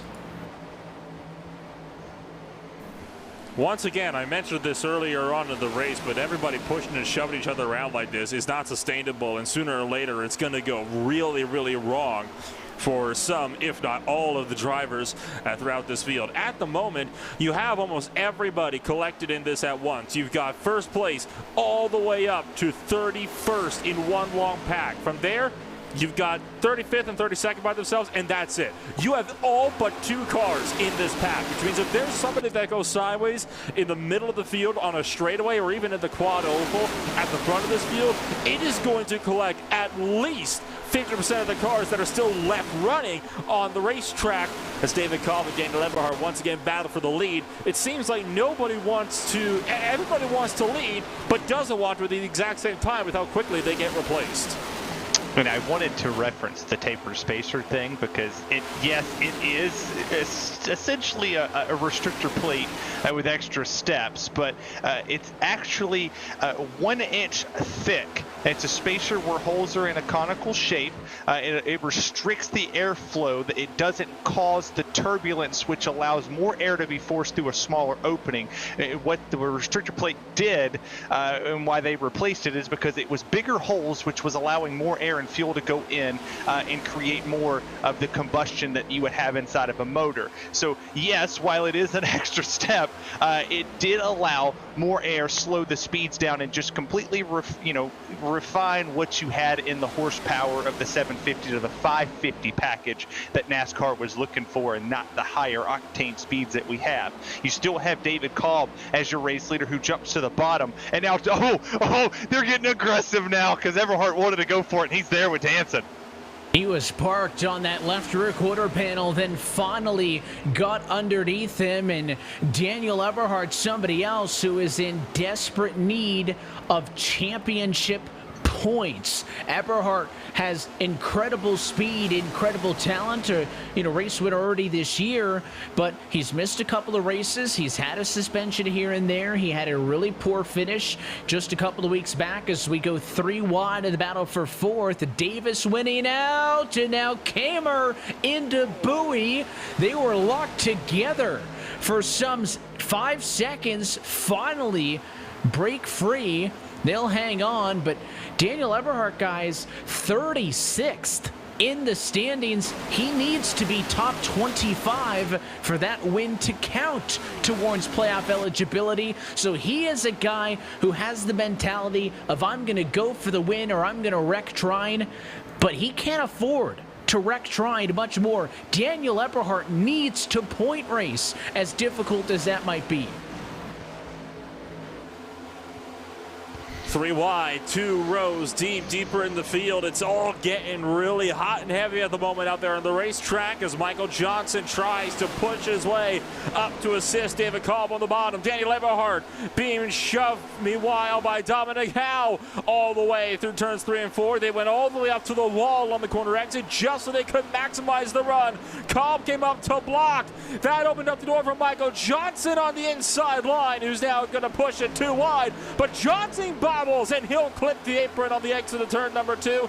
Pushes up, almost shoves Eberhard into the outside wall. Nobody's willing to work together anymore. The only reason why you do work with somebody else at this point is because there's nowhere else to go. Heck no, it's getting hot like an Usher concert out here. I mean, you got people up front who need to win. Think about David Cobb, 22nd in the points. He needs to win. He's got to go. You look at people that are just hanging outside here. You know, this is a wide open spot for a lot of these drivers to make themselves count. Kyle Kamer sitting 23rd in the points. His win would just be incredible. He's sitting 8th. I mean, you could go up and down the list here of some of these drivers who are right on the cusp of getting in the playoffs. Riley Grant Davis sitting 26. He could come up here and win this race and could catapult himself into the playoffs. We could turn the playoff field upside down with a surprise winner here this afternoon and could kick one of the top 16 out right now with Connor Horn sitting there as they're really shooting it down the middle. One's down on the apron and they're wrecking. They're going to come back up into traffic and take the field with them. It is a big one on lap 105, and it takes out a lot of heavy hitters. The contact started near the 66 of Brandon Six after it was a 3-wide pinch gone wrong with he, Kalist, and Stanford. And I think the replay will show that Kalist may have come up. The 34 is going to get loose in front of them. When he goes down, I don't know if it spooked Kalist there, but Kalist all of a sudden lifts, goes up, and there's 2 cars high. They get squeezed together. There's the contact with the inside wall, and they come up, and that's about a handful, 7 or 8 race cars minimum going to get damage in that one. I have to be honest, saw that one coming a mile away. I was surprised it didn't happen sooner. That was a really strange incident, and it was honestly one of those, okay, to be expected kinds of things. And yeah, look at that, 7, 8, 9, maybe 10 cars total involved with that one. What a way for what was such a good battle to end. But one driver to really luck out of all that was one of the guys that was running up in front. Tim Johnston had done a great job. He saw the fact that they were all going to come slide back up the racetrack, so he went down low, but then only just avoided Rhett McBride as he came sliding all the way down, as well as you can see on the bottom. You're gonna watch McBride go down. There's Johnston right through the mess, and as well as that, Michael Johnson just barely getting through as well. So holy cow, a lot of, once again, close calls, but I think at this point we're used to seeing that sort of thing when it comes to big crashes in this league. Yeah, that was absolutely crazy. And to see a lot of these drivers, I mean, a lot of drivers taken out, and that will be on pit road for quite a bit. But you talked about it, Nolan, that it wasn't a matter of when or if, it was a matter of when the big one was going to strike, and we were going to take some big drivers out of it. We're inching closer. We'll take the green flag back with 20 to go. There are no more friends out here. Nobody who was pushing you is going to be your friend at the end of the day, because when they see that white flag coming off at 3 and 4, it's move or be moved at that moment. So strap them tight, boys. Get your belts on and get your popcorn ready if you're out there and you're a fan, because this is going to get wild. Well, we seemingly continue the trend of everybody but one car pitting. Here's the perspective of William Schmidt. That was a lot of smart driving. 1, he saw the contact and lifted. 2, he then saw those cars were coming back up. Lifted again, got low, did a fantastic job of staying out of the way. Looks like a Daniel Eberhardt going to be the lead car on this cycle, but Shane Ewing didn't pit. Here's Sean Casto's perspective. Could have been worse, but definitely right side damage on Casto's number 52 machine. That's a tough break for Casto, because he is one of 2 drivers who are in the top 16 in points, but are not in a playoff position because of those wins, and assuming Daniel Eberhardt gets to the top 25 in the points, Casto 14th in the standings, and Tom Wetmore 15th in the standings would miss out. That's a big if, and that's a big incident for Casto, because it's going to boot him down the running order to 25th with not a whole lot of time left on the SK Sim Racing scoring pylon. Nobody claiming responsibility for the incident. That one's going to go to a post-race review, and we are going to get set to go racing with 22 laps left to go in this race. Shane Ewing has only been on pit road twice tonight. He last took tires 39 laps ago. What is he going to be able to do from the front row? Pace car down and in. He has to wait to the Geico restart zone. He is in the box. Green flag flies. It's a huge jump for the drivers on the inside. Eberhard hung back an awful lot on that restart. He didn't get a launch at all, but he was almost fully in line with Dominic Howe's car by the time that Shane Ewing actually left, making it a monstrous two-car breakaway. I wonder if maybe he's trying to set up one heck of a run on the outside line. That might come here, actually, as Dominic Howe goes to the top shelf to avoid working with Shane Ewing. Eberhard's going to try to force the middle. Not going to happen. Matt Danson's going to split the middle, though. Shane Ewing being dished on the inside line, 3 wide, multiple rows deep. Shane Ewing dropping like a stone. One car to the outside wall. How gets dumped? We're wrecking again, and that's going to be the rest of the field. We wrecked him before. We're wrecking a dozen again, and that is the whole track blocked. Everybody scrambles down low. At least 12 cars. I'm counting them potentially 15 or more. All right, that almost made me slip up and cuss. That was absolutely crazy because you watched it start to happen. You literally start to catch that sideways battle happen. You take a look here, what car gets to the outside, and you're going to watch the rest of this field just absolutely get annihilated. It all starts with the 11 turning that driver, and now everybody's in the wall, and it's a parking lot in 1 and 2. I mean, just an absolute parking lot. Yeah, that was almost all of them. Anytime it happens on the front row, you're not normally going to get away with it. And after it was that late move to the outside from David DeKalb, he bounced off the fence, came down into the 86 of Dominic Howe. The 36 of Johnson was collected. You had Kamer involved. The 29 of Chris Rabel is damaged. Shane Ewing is damaged. The 5 of Joseph Tice. The 2 of Sam Nieto. The 24 of Grant Davis.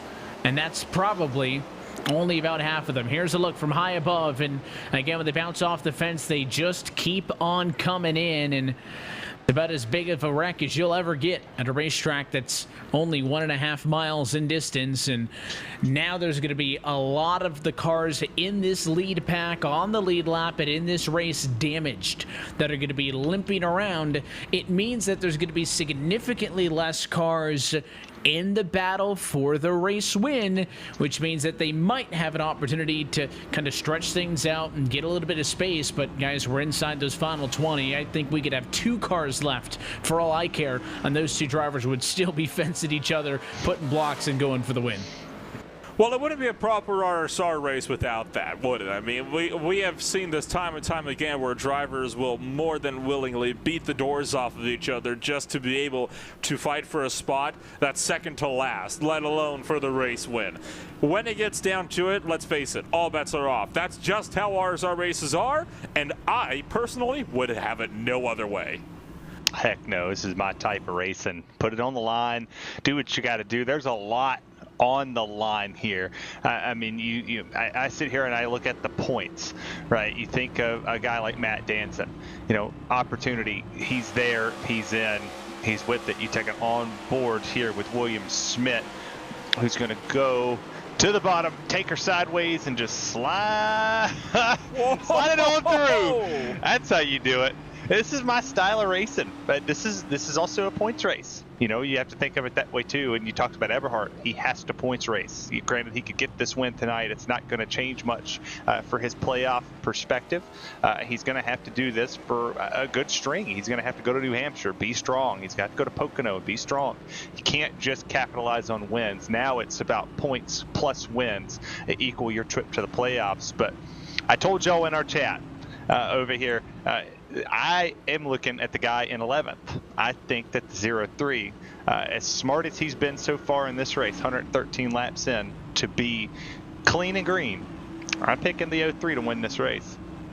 Of course, Justin Prince making his first start of the year. The RKM setup shop Ford Mustang started 24th, is in 12th. There are 24 cars, I should say, total on the lead lap. However, not all of those are fully functional competitive race cars anymore. So that is a significant thing to note as well. But of course, I think it's worth noting that the way that this one is going to shake out is highly dependent on those Justin Princes of the world. What are they going to do, right? They haven't been up there. They haven't been doing these aggressive moves to this point. So what you need to do in that scenario is how much patience, how much control will they have over the guys like Danson and Eberhardt that have been up here on the front row all night long. Pace car is gone. 17 laps to go from Atlanta. 17 to go. Daniel Eberhardt off and away. Nick Silver having a solid run. Several drivers with some black flags. This is where it's starting to get a little bit more hectic out there. Mac Danson looking to the top shelf. Thomas George right in line with them. Silver and Eberhardt still running 1-2. They're going to stick together on the bottom, but Mac Danson wants to break up the party. He's on the outside lane as he ride on board with the Flat Out Motorsports number 2 of Sandiano, his Verizon 4 Mustang. It's going to get wild here as we come down to 16 laps to go. It's going to get absolutely wild. You got George sitting there on the outside lane right in front of Nieto. You got Silver and Bowie down there on the bottom as you see them go side by side with Nieto in the 25 of Chambliss. Welcome Chambliss up here. We haven't talked about that 25 machine sitting at 7th place, but oh how things change. That big wreck allows him to get up here. He's racing with them now. He's up 28 positions where he currently sits at the moment, and granted while we talk about it we get to shifting up and down and people are dropping and gaining, but this is just the tip of the iceberg, boys. We're coming down to the tail end of this race. All bets are off now. And here comes Danson back underneath. The former RSR Winter Series champion still looking for a first Cup Series race win on an oval. Right there alongside Daniel Eberhardt trying to back up his race win for the season opener in Daytona. Eberhardt is no stranger to success at these kind of racetracks, and he's able to hold off Danson's challenge for the moment. Went low for a second, pops right back up to the outside, and the 6 car Thomas George gonna hit him square on the bumper. I mean, George is in the mix. Nieto's there as well. Bowie's joined the party. A lot of big names coming to the dance late with 13 laps to go. 13 to go, and we're 3 wide again. Didn't take long as Brian Chambliss is trapped in the middle. So is Brandon Bowie with Nicholas Mara on the outside. Harris on the inside. Harris almost gets hooked by Michael Araya. Meanwhile, the top 2 lanes don't have any kind of help. Contact between Harris and Bowie, but no wreck yet. Brandon Bowie still holding strong. They're able to fan out as we get to 5 lanes, but that's going to narrow up quickly as we get back down to 3. Laraya dipped 2 wheels underneath the second dog leg. Was that enough to warrant a gained position on Brandon Bowie? We'll have to wait and see. Kevin King to the outside. He'll get around with Agnell Phillip. And by the way, welcome Cody Harris back to the top 10. He fell to the back, but it's never too late to show up to the prom, and now he's shown up, and he's shown up in a big way because he enters himself into the fray, and everybody in this lead pack has an opportunity to win this race, all the way back to Johnson, who's sitting back here at the moment outside the top 15, still has an opportunity to win. There is no shame in the game of riding back here hoping for the big one to happen as George Nieto, they take the lead on the outside. And they are 3 wide through a majority of the field. We have not seen this sustained so far tonight. Can they squeeze through those dog legs? And can they maintain this? 10 laps to go in Atlanta. The run on the outside coming from the 2 car. Where is Sam Nieto going to know? But the wrecker behind. The 70 cars in the fence. Wrecking on the back straightaway. Yellow flag is out. Grindle and McBride. crash with less than 10 to go. It's game on. It'll be possibly 6, if not 5 laps to go when we take it to the green flag once again. Grendel got a bit loose, corrected up into Kevin King, slamming King into the wall. He rebounded back into Grendel, and it was on from there. Rhett McBride just had nowhere to go. Total 3 cars collected, but considering again all the chaos, yet again could have been a lot worse. It's about to get worse. We're about to see it's about to get worse. There's going to be a block up here in the front of this field. I mean, Thomas George is leading this race. Did anybody say that Thomas George would come win this? Granted, he's sitting 13th in the points, but did we think, that, hey, he's going to be up here? He's got a 4 teammate with Nieto behind him, with Eberhardt there as well, but we know what most of these drivers are here for. They're here to win, and that's what I love about RSR competition. But hey, it's a Chevy Ford lockout up here in this top 10. You have to go all the way back to Brandon Bowie to find a Toyota in this field right now. They've got quite a hold on things up at the front of the field, as some drivers opting to come down to the pit lane. Of course, the drivers involved are in, but more than just them headed to pit road, as some drivers had only been on pit road 3 times so far this evening. So they have decided, why not burn that final set? Let's get to it and try to fight this one out to the very end. We're now getting in territory, and there's a reason I mentioned off at the top that tonight's race was 200 laps and then some, and there's a really good chance that if we get another yellow, this race will go into RSR overtime. Guys, no surprise the incident comes from the 3 wide. We've seen it in glimpses, but we haven't seen it sustained. And again, those dog legs, those kinks on the quad oval are pretty sharp turns. Coming off of the corner here is tighter radius than the exits in Daytona and Talladega. You got 40 feet of racetrack to work with. You can park them 5 wide if you're stationary. I just don't know if sustained 3 wide's possible at 175 miles an hour, but I have no doubt they're going to try it again as soon as this thing gets back underway. I think that's the very key phrase there, is you can park them 5 wide if they're stationary. That is a massive, massive if, and so far, it's a no. There is no such thing as a stationary race car. Even when you were looking in the real world race, it was a similar situation, right? I mean, you were having guys that were, having themselves be moving all over the place, even when you're 3 wide, which is why we didn't see anybody really trying to push it 4 wide all that often. But 3 wide, it can work, and they show that it can work for a couple of laps. But one thing we do know, it will not work for very long. So when you do go 3 wide, you better hope you get it sorted quickly, because you don't want to be trapped in the middle of 3 wide if you see smoke start to fly in front of you. I'm betting they're pushing it 4. Somebody's going to do it. I mean, you think about some of the aggressive guys who are up front. Danson has shown that he's going to be aggressive here. Eberhardt's going to be aggressive. Nick Silver has been surprisingly aggressive in this situation. How aggressive are you going to be with the 2 Fords up on the front row here of George and Nieto? I'd have to say that somebody in that top 10 will shoot the gap and go 4 wide, whether it's all the way up against the wall or all the way to the middle or on the bottom. Somebody's going to do it, Evan. It's just a matter of when, if it's going to come on the last lap or not. It's absolutely going to come. The question is, I agree, not if, but when. Let's try it again. Pace car is off and in. Coming to 6 laps to go, and on the outside line, the advantage courtesy to Thomas George. He's able to get the jump. Eberhardt going to follow him through. Your control car drops to the bottom, and that's going to leave the 90 car with no help for the moment.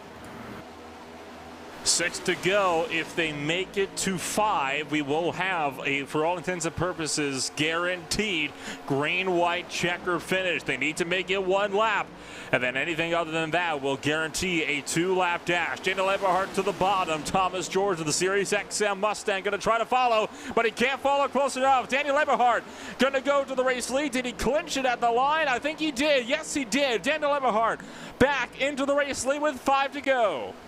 You still see 2x2 all the way back from the lead, all the way back to 14th. There is no rest for these drivers because they're back on it here. We're going to come to 4 laps to go when they cross this line, and I imagine that here soon with Nick Silver pushing that 6 all the way into the corner of 3 and 4, that this race is far from over. I could see a big one happen from the front here.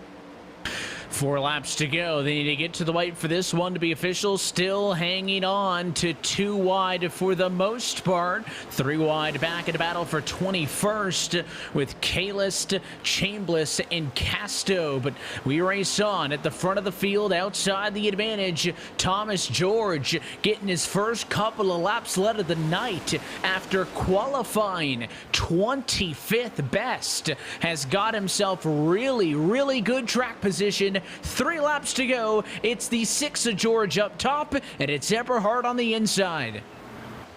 1 car slow on the bottom. It's Rhett McBride. That will not be a factor. 3 to go, and it is still a dead heat on the top shelf. Look at all the lanes snaking left and right across the track. Ross Cato tried to make a move on Cody Harris in the background. It didn't happen, though. Coming in 2 laps to go. This time by Thomas George, still out in front.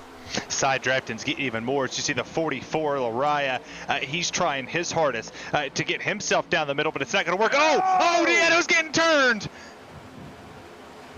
The second big one, and Danson flips up and over. And we will see Real Sim Racing overtime. And again, it was the 3 wide gone wrong. Oh. Yikes, that was tough. We said it was coming. We said it was coming. There's going to be 4 before this race is over. It's going to get real bad. It's just Danson was there. Danson was there, and Nieto didn't time it there. And then Danson goes end over end in this banked corner, and that spells trouble as the 25 catches it at the end. On top of both San Nieto and Kyle Kamer in the mess there from Matt Danson. And I have to be honest, I'm a little bit surprised we didn't see a flip earlier. I thought that would have been something that would have come very early on in this race. I'm a bit impressed that it took so long for there to actually be a car that rolled over. Well, for all the big pileups we've seen, wouldn't be shocked if we had a handful of them, but Danson's the first one to go upside down in this race after he was sandwiched in the middle. I guess the positive, of course, is that his Altus Esports machine landed on all 4 tires so he could drive to pit road, but the left front was severely torn off. Here it is again, compressed into the middle, up and over the hood of the 8 car, up and over again. He lands it. There's a late tag that takes the 25 machine out as well, and despite Danson driving to pit road, he's going to need some severe repairs to the left front for him to be able to go. But hey, it's not every day that you can wreck it, flip it, and drive away. For those still on track guys, look at the front of the 6 car of Thomas George. And I know this is not from that incident. He was ahead of it, but I mean, that thing is fairly damaged, but seemingly didn't hurt him all that much when he was leading the lines that last time. No, and I don't think that it will here. I mean, you look at some of the drivers that are back through this pack. There's a lot of drivers that have that, but you see the little bit of a bow in what he has on his front splitter. It's just kind of kicked up just a tad bit. A little smush. Hey, it helps fight the wind a little bit, so when he's getting a push, he's breaking the wind in multiple different spots. Might be a little bit of an advantage for him as his top speed this race, 201. So he's cooking up there in the lead. Ready to make some noise. Nick Silver's there. He hasn't led a lap tonight in the Life of a Sim Racer Ford Mustang, looking to win the Life of a Sim Racer 200. How successful would that be for him? You got Danson, by the way, with the damage, claiming responsibility for the incident, so he will receive the end of the longest line of penalty. Still on pit road. It's not going to make a difference, but just a housekeeping note for that. And Thomas George is going to decide to be on the inside for this restart. He took the outside last time we came to the green flag. It worked out pretty good for him, but he's going to mix it up. Nolan, go to the bottom now. So far, we've only got about a baker's dozen of cars, give or take, a couple actually left on the racetrack. I think there is maybe 15 total that are going to be actually fully up to speed, so it's going to be a very intense restart, and sure enough, it is going to be RSR overtime. There's a lot of drivers still in the field, every single one of them with a shot still on being able to go for the race win. I think this is going to come down to one of those good old-fashioned last lap wrecks. Well, Terry, you sticking with your picks? Oh yeah. He'll miss it. He's missed the past too. not even question of like, oh, make the pass. He'll miss the inevitable wreck. Is your call? It's coming. I mean, I still look at what this top four is. Eberhard is aggressive. He's the Ricky Bobby of this league. He's either going to win the race or he's going to wreck trying to win this race. And this is his style of checkers or wreckers. I mean, come on with the steering wheel. He has nothing to lose, Evan. Time to find out which one it'll be. Pace car off and in for attempt number 1 at Real Sim Racing Overtime. Green flag flies. 2 laps to go at Atlanta, and it is a great push from Daniel Eberhard, shoving your race leader Thomas George to an early jump down to 1 and 2. This is going to get antsy. Less than 2 laps left to go. Already the moves being made. Nick Silver to the inside of Eberhard and George as they approach turn 3. And he allows William Schmidt to get right behind him. And you got the 4, the 79 down there on the bottom with Lariah working as the third car on the inside. The outside stuck with 4, and it's a drag race to the line. And that time George gets it with the 90 all up his back bumper. This race is official. Checkered flag to fly next time by Thomas George is trying to hang on. Here comes the 4 of silver. Eberhard stays loyal for the time being. Now to the inside, underneath, side by side for the race lead. He washes up. Silver comes into the picture. He can't get around, and it is win number 2 for Daniel Eberhard in 2022. What a race for the 90, who leads 20 laps total and gets a huge haul of critical championship points. What a way to break in a brand new racetrack for this revamped Atlanta Motor Speedway. That was honestly one of the best races we could have ended up having. And hey, what would you know? It went from a 206 to would this now be? I believe this actually would be about a 200 mile race now with us at 134 laps. This was absolutely incredible. I'm so happy that you put RSR on this track this week and didn't go to the old Atlanta because I wanted to see what these drivers could do, and they put on a show for everybody that watched, for us as broadcasters. This was super fun to be a part of. And as he celebrates on the front straightaway for Daniel Eberhard, he gets his 2nd win and only 2nd top 5 of the season. When he's good, he's really good, and he is now the 4th multi-time race winner this season. We take a look at your K-List Synthetics full race results for the Life of a Sim Racer 206. Daniel Eberhard for the team takes home the win ahead of Nick Silver with that late dive to the inside for 2nd, and Thomas George could not hang on. He'll finish in 3rd on an all Mustang podium. We'll talk with those drivers in just a few moments. William Schmidt comes home at 4th tonight ahead of a flat-out duo of Grant Davis and Michael Lariah through your top 6. Ross Cato comes home 7th. Eric Stanford finishes 8th. Cody Harris is 9th. And Sean Casto rounds out your top 10. And that will put Shane Ewing down in 11th place with Timothy Johnston in 12th. Nick Morrow was 13th with Ryan Chambliss in 14th. Justin Prince taking it home in 15th place with Sam Vieto in 16th. That's the last car on the lead lap. With Brandon 6th and 17th, Cameron was 18th.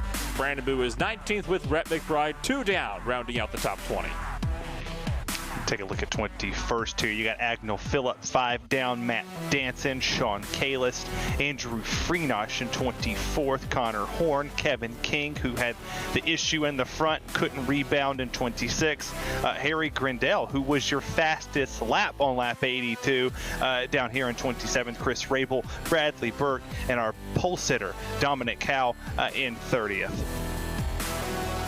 And continuing on through, a lot of these drivers nowhere close to the end of the race. Many of them caught up in the big ones or the early incidents. It's Johnson, Cobb, Tice Major, and Winemaster, your top 35. Edwards, Miller, and Barra round out your field. So look top to bottom at your Kalis Synthetics full race results. Kalis Synthetics is an independent dealer of AMSOIL lubricants serving the United States and Canada, providing custom engine change and lubrication solutions to all types of customers, from private individuals to race teams, hauling fleets, and everything in between. They have the products that you need to save time and money. Dealer number 300-71815. Big thanks to Kalis Synthetics, tonight's presenting sponsor of the Life of a Sim Racer 206. We are still awaiting your race winner to join us on the pit lane, so let's go reverse order. Let's stop at the bottom of the podium. Thomas George comes home in third tonight, and let's see, Terry, if you can dial up the driver at the 6 car. Thomas George, what's going on? It's Terry Radford at Pure Race Spot. How you doing? I'm doing all right. Well, you seem to be doing fine. You had the race lead there for a second, and then Eberhardt dips down to the bottom. He gets right in front of Nick Silver, pushes himself past you for the race lead, but you still come home in third. How crazy was this race? And, well, did you at least have fun?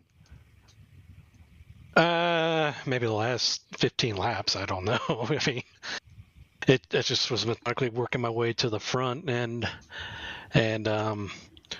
I wish that green white checkered hadn't come out, because I think I would have had the race won. Just the way that Nick wasn't getting any pushing from behind on the outside, and Daniel on the inside, I was just pinching him and just slowing his momentum with the side draft, and that green white checker came out and I almost had it won, but Daniel just gave me such a push that he was able to clear himself of the 4, and if the 4 hadn't been there, then, or if the 4 had been there, he wouldn't have been able to do that. I would have probably won, but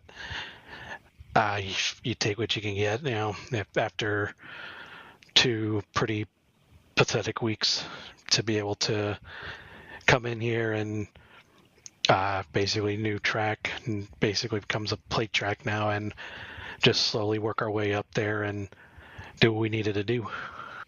Well, you talk about having some poor weeks. Now, is this the momentum going into New Hampshire that you mainly would be looking for? Are you a big fan of New Hampshire, that flat 1 mile track? Could you spell trouble for the competition out here coming off of a third place finish at what you would say a plate track? Could this be the sign that the 6 is on the upward trend going into the playoffs? Not in New Hampshire, I could tell you that right now. That's, that's probably one of my 3 worst tracks, and yet throughout RSR, I always seem to run top 10 there, and so, like I said, we got to get the car back up in the top 10 where it was kind of running at the start of the season. I don't know what setups have been given out the last month and a half, but they've just been so plow tight that I can't drive them. That's just not how I want to drive, and I was just trying to figure out what the best combination is, and hopefully we can build on the momentum. We're coming up to tracks that I like. New Hampshire, I'm not a fan of it, but I seem to run well there, so that would be something, I guess. And then we have Pocono, and I've won in Michigan in the past in RSR Cup Series, and got my first win at Watkins Glen, and started finding speed again on the road course, and just need to put it all together and try to try to be more consistent. That's the main thing. If we can get more consistent, we can run up front, but it's not easy. So it's just got to keep improving. Well, I appreciate your time, and I appreciate you coming up here and talking to us. Third place tonight, up 22 positions from where you started in this field. Thomas George, congratulations. We'll see you next week. Thank you, Terry. Appreciate you guys and everything you do up there. Heck yeah. Well, Evan P., that was old Thomas George. Came so close, but ends up finishing in third before this one is said and done. And why not? Let's keep working our way up the steps. Nolan Rempel, trackside, with tonight's runner-up finisher, Nick Silver. Sure am, and well, Nick, so close. You were right there at the back bumper. You gave him one heck of a push coming out of turn number 4. Was the goal to try to see if you could hook him and just get him unsettled and go for the glory yourself, or were you trying to push him to the race win there? Yeah, I was trying to kind of get him a little squirrely there. Really, I would have liked to shoot to the outside there, exiting 4, but with so much going on, I couldn't quite tell if I was clear of Thomas coming out of there, and I didn't want to put him in the wall for no reason. So, yeah, I mean, it is what it is. I thought we definitely had a shot at it. I think I stayed in 4th gear maybe a little too long on the restart and got away from my teammate William. And then once we got hooked up, it was, Thomas was already out in front, so it was going to be tough to take it back. But overall, definitely happy with second. I think this is the first time I've talked with you guys in about a year, maybe. And seeing as how it was the new Atlanta that helped you to get that second place, what's your thoughts on the whole revamp of it now that you've had the chance to race it in full with the RSR? Do you like it, or are you more on the other end of the spectrum? I don't mind it. It's definitely more, I would say it's more fun, honestly, than the old Atlanta, but it's definitely a lot more tense. I don't think I could have done many more laps of that. It was just so nerve-wracking and tense, all 130 laps pretty much. So we go on over to the Magic Mile in 1 week's time at the New Hampshire Motor Speedway. 151 laps, we slow it down just a little bit. It's a far cry from the plate track nature that Atlanta has grown to be nowadays. What's your reaction as we get set to swing on over to New Hampshire? I'm pretty confident going in there. I haven't obviously raced this new car there, so I'm not really sure how it's going to feel. But regardless of the car, I usually tend to do pretty well at New Hampshire. So, it'll be a nice change of pace to go to a kind of a short track like that. And I don't know. We'll see what we can do there. Hopefully we'll be seeing you have some success again over in New Hampshire, potentially even doing one better and finding yourself up on victory lane. Thanks for taking the time to join us here tonight then, Nick. And, well, hopefully we'll be talking to you again next week. Thank you, guys. That was Nick Silver, your second place finisher. Started in 8th, finished runner up to one Daniel Eberhard. And Evan, I'll pass it to you for the race winner.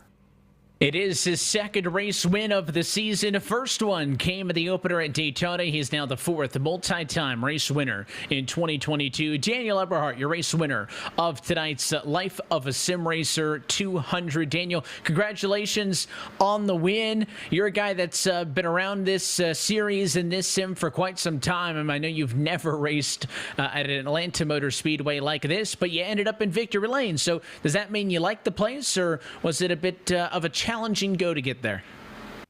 I love restrictor plate racing. I could go every single week and run it. It's the most entertaining. It's the most fun with the package we have. iRacing hit it on the spot. They kind of hit it on the spot here at Atlanta. You can control people a little bit more if you're out front. It is just hands down probably the funnest restrictor plate track there is, because you actually have to handle. I don't know if y'all noticed, watching that we were getting loose on exit. Like if you didn't save your tires enough, you were going to be ill handling. You couldn't be out front. That's why I was pulling so far away from Sam and the guys behind me when Sam had that big run. This is the most entertaining track in all of iRacing to me, because it takes handling. It takes a little bit of skill, and it also goes back to restrictor plate racing. Of course, both your wins now at these style of racetracks, Daytona and now here in Atlanta. 2 race wins means that you're in the top echelon, of course, of the playoff standings, but still try to make sure you maintain top 25 and actually get to top 25 to get into the postseason. This was your 10th start of the year. It's your second win, but only your second top 10. So it seems like for you guys, it's either a great night or a poor night. What happens on those other weeks, and what are going to be some of the things that you look to build on going into the last 6 races of the regular season to make sure that this 90 car is doing this thing here tonight, fighting for race wins, taking checkered flags, and hopefully going for a title? Well, I lost my cool at Bristol to Tim Johnston. I shouldn't have done what I did, and I lost my cool, and that's kind of put me behind the 8 ball. So I'm trying to chase it back. And coming into a race like this, it takes kind of a lot of guts to even run with these guys, because you are scared they're going to wreck every corner, because it's an inevitable. It's restrictor plate racing. I'm not a big fan of road courses, and there's so many. It's just agonizing. It's just not it's not my cup of tea. I know a lot of people love it. This car actually makes it a little bit funner because you can sling it like a LMP2, but the schedule doesn't fit me anymore like it used to. It's becoming more road racing, and the 1.5 miles are fun to drive in this car. I will say that. It's just nothing has fit me this year except restrictor plates. And the team, hey, we've won all 3, and it's been really fun. It's I don't know what to say. Like, I want to win this championship. RSR is, the pinnacle of all the leagues I've ever ran, and I want to win it, and I've been so close. I want to make it to the Final Four, and I just got to keep my head on straight to do it in this Battle Beaver machine. I don't want to let anyone down, that's for sure. We got a unique one coming up that doesn't really fit that mold. You talk about how the intermediates are to run. You talk about how obviously you love these plate tracks with how successful you mentioned correctly, Kevin, have been taking the win across all of them so far. Daytona, Talladega, now here tonight at Atlanta. There's a couple of unique ovals coming up, though. New Hampshire, Pocono, the next 2 on deck. What are your thoughts on those tracks? So I think we're going to be shifting a lot at New Hampshire. Pocono, I hope you're shifting. That's normal. We go into Pocono, you're going to grab third gear back in the old car. So I think you're going to have a lot of shifting going on. I haven't drove that track on the next gen car. I'll be able to, drive it this week on the official side, because that's where real life's going. I want to ask y'all a question. Who picked me? Does anybody pick me? I don't think any of us dared. Who'd you pick, Terry, earlier? He's gone. Yeah, he doesn't. I don't think any of us picked you. So there was no jinx or anything. And I'll tell you what, there was a couple of different guys who were up there able to lead laps, right? You, Kevin King, David Cobb, and Agno Phillip, the only drivers able to lead more than 20 laps. So most people weren't able to get up front and stay up front. Yeah, I was looking back, I tried to take a quick glimpse just to see what I did, and I like to hear y'all run it down through there, and I was like, because y'all were saying picks, and I'm like, who picked me? Somebody picked me, because usually, I don't like to even sound like this, because it's tooting my own horn, I guess you could say. When it comes to restrictor plates, I feel like I'm a good driver to pick. So I was like, who picked me? Because I was surprised I didn't wreck because of the picks. So I hope none of your guys wrecked out. I hope everybody has a great season this year. I know I'm being a long time on here. I got to thank Battle Beaver, SK, Sim Racing, Tom Moreno, Kevin King, the team, everybody that's working hard over there on the Road to Pro side. I want to get RSR into the Coke Series. Let's do that this year. Let's win this championship, and let's go to the Coke Series. Let's go on. There you go. I'll tell you what, listen, I've learned over the years doing this to not pick anybody, because that's a guaranteed jinx. So I'll just tell you, you're welcome for not picking you, and I'll continue to not pick you so I don't screw up your success on these restrictor plate type racetracks. Daniel, as always, it's a pleasure having you and your talent here on Monday nights. Congratulations on the race win, and we'll see what you and that Battle Beaver Ford can do next week. You're the best in the business, Evan. Thank you. It's your race winner tonight here from the Atlanta Motor Speedway in the life of a Sim Racer 200. Daniel Eberhardt, now a 2-time race winner in 2022. And I'll tell you what, guys, the biggest takeaway for me, and again, we mentioned this early is the win is big, right? Going from 1 race win to 2 race wins, that's big, but that is not as big as the points haul for the race win for Daniel Eberhardt. It has been feast or famine for him at many points in the season. Of course, he referenced his suspension from earlier in the year, which certainly didn't help, but there's been times where he gets wrecked out of a race, and that's it for him. And this is a big step for him. It's also not a great night for Thomas George, who would have loved for Daniel Eberhardt to have had a poor night because, again, he's the first guy on the outside looking in. But Nolan, I'll jump back to you first on this one. It is a all-new Atlanta Motor Speedway, man. We've never seen anything like it. Daniel liked it because this is his kind of racing. Other people were a little bit mixed. What were your thoughts? Well, like I said, it definitely provides some excitement. I mentioned this at the top of the broadcast. It can be a bit of a polarizing subject, that one, but you cannot deny it does definitely put on a much more entertaining show than the old Atlanta definitely did in the last few years. So I think in that regard, you came here looking for a good show. Well, by golly, you certainly got it. Hey, you got Repave Atlanta, which is certainly better than Atlanta of the last 5 years, but I wouldn't put it above old slick Atlanta with the 900 horsepower cars, but I think it is an improvement over what we have seen in years past. I think this car, generally speaking, has been an improvement over what we saw in the later years of the Gen 6 era. And Terry, I'll jump to you on this. If you got thoughts on Atlanta, give it to me, but also want to ask you, New Hampshire is coming up. That is a flat track. There's not much like it on the schedule, so that's going to be a unique challenge as well next Monday night. I think he's muted. He's just chilling. There he we was go. muted. He there was muted. Yeah, I had to. Yeah, it's my moment. I did it. I would say take what you took from Gateway. And pencil it towards what we're going to see in New Hampshire. There is a semi-comparable one. You're right. I'm so used to Gateway not being there. So fair point. There's a comparable there. I mean, you have the flatness of Gateway compared to here. We saw a first-time winner come out of Gateway, and I would say the same. I went and did a little bit of testing at New Hampshire in the next-gen car, and it's kind of hard to turn them. You do have to shift. You have to dang near get to third to back it. The corners, you can't charge as hard as you used to in the old cars where the back end really dictated what you did. This is a front end drive, so the front end's going to want to not move around and not want to move. So I'm interested to see. I think first time winner, New Hampshire. Going to be a fun one. I'll be tuning in from the sidelines for that one. I'll be back with you guys for Pocono. Looking forward to that one and appreciate everybody who joined us here tonight from Atlanta. But that'll do it for here tonight in our coverage of the life of a Sim Racer 200. So as always, want to thank all of the people who make tonight's broadcast possible, for everybody behind the scenes at Real Sim Racing, for K-List Synthetics, and of course for the Life of a Sim Racer podcast for being tonight's title sponsor. We thank them, and of course for everybody at RaceSpotTV and your broadcast team tonight. For our producer downstairs, Tyler Maxson, for Terry Radford, Nolan Rempel, and myself, Evan Pasoko, I want to thank you for tuning in and congratulate Daniel Eberhardt, now a 2-time race winner this season. We'll do it again, though. 6 races to go in the regular season. We're back next Monday night, July the 18th, for the virtual New Hampshire Motor Speedway. That race and every race of the 2022 Full Throttle Real Sim Racing Cup Series can be found exclusively here on RaceSpotTV. Till next time, good night from the Peach State, where Eberhardt is back in victory lane.